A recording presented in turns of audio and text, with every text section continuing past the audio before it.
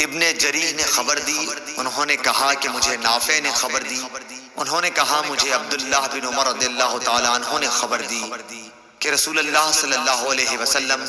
ایک رات کسی کام میں مشغول ہو گئے اور بہت دیر کی۔ ہم نماز کے انتظار میں بیٹھے ہوئے مسجد ہی میں سو گئے، پھر ہم بیدار ہوئے، پھر ہم سو گئے، پھر ہم بیدار ہوئے، پھر نبی کریم صلی اللہ علیہ وسلم گھر سے باہر تشریف لائے اور فرمایا دنیا کا کوئی شخص بھی تمہارے سوا اس نماز کا انتظار نہیں کرتا۔ اگر نیند کا غلبہ نہ ہوتا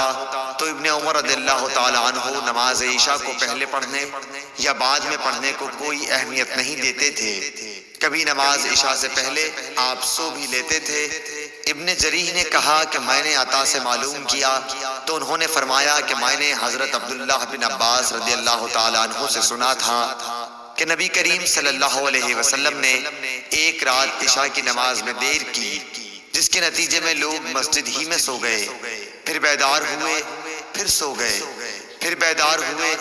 آخر میں عمر بن خطاب رضی اللہ تعالیٰ عنہ اٹھے اور پکارا نماز۔ عطا نے کہا کہ ابن عباس نے بتلایا کہ اس کے بعد نبی صلی اللہ علیہ وسلم گھر سے تشریف لائے، وہ منظر میری نگاہوں کے سامنے ہے جبکہ آپ صلی اللہ علیہ وسلم کے سر مبارک سے پانی کے قطرے ٹپک رہے تھے اور آپ ہاتھ سر پر رکھے ہوئے تھے۔ آپ نے فرمایا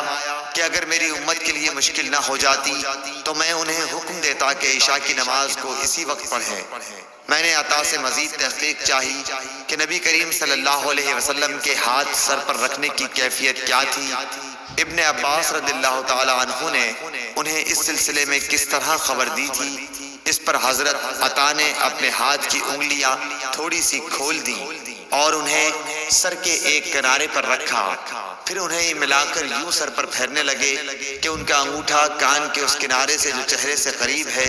اور داڑھی سے جا لگا۔ نہ سستی کی اور نہ جلدی، بلکہ اس طرح کیا اور کہا کہ پھر آن حضرت صلی اللہ علیہ وسلم نے فرمایا کہ اگر میری امت پر مشکل نہ گزرتی تو میں حکم دیتا کہ اس نماز کو اسی وقت پڑھا کریں۔